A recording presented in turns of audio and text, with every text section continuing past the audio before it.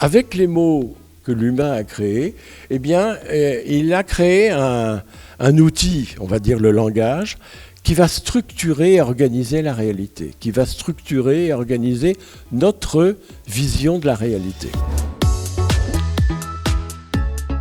Une petite règle qui est discutée mais quand même très en œuvre qui dit que le masculin l'emporte sur le féminin. Ça n'a pas toujours été le cas. Nous, on a choisi justement d'aller travailler le langage pour changer la réalité. C'est-à-dire essayer de trouver ce qu'on n'arrive pas à voir, c'est-à-dire où sont les représentations implicites liées au sexisme. Une tâche qui est devenue très, très populaire dernièrement est la détection automatique de la haine en ligne. On a énormément des messages haineux qui sont postés en ligne tous les jours. Et du coup, il faut prendre des outils automatiques, générer des algorithmes qui sont capables de mener la tâche, au moins de faire un tri au début. Et après, on peut laisser bien sûr les contrôles humains à la fin pour dire on va supprimer, on ne va pas supprimer ces messages, c'est vraiment un message haineux. Toute l'intelligence artificielle, ce sont d'abord des outils et ce ne sont pas des solutions.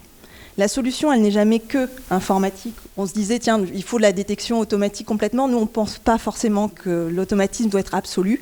On pense que ça peut être par contre des soutiens pour que l'humain puisse résoudre des problèmes que lui-même n'a pas forcément les moyens de résoudre, parce que derrière, il y a une forte masse de données.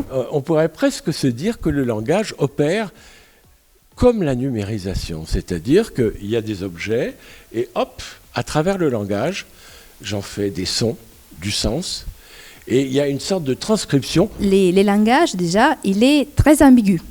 Et ça, c'est un souci.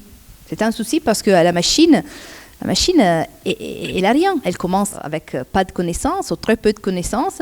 Du coup, déjà, il faut savoir quand il faut lui donner des connaissances en plus pour comprendre l'essence de la phrase, par exemple. Et il faut lui expliquer comment elle peut gérer l'ambiguïté. On parle parfois de pensée préverbale, et maintenant qu'on est en pensée verbale, eh bien, la pensée est instrumentée, elle s'augmente de ce que lui apporte le langage. Et ça donne la cognition.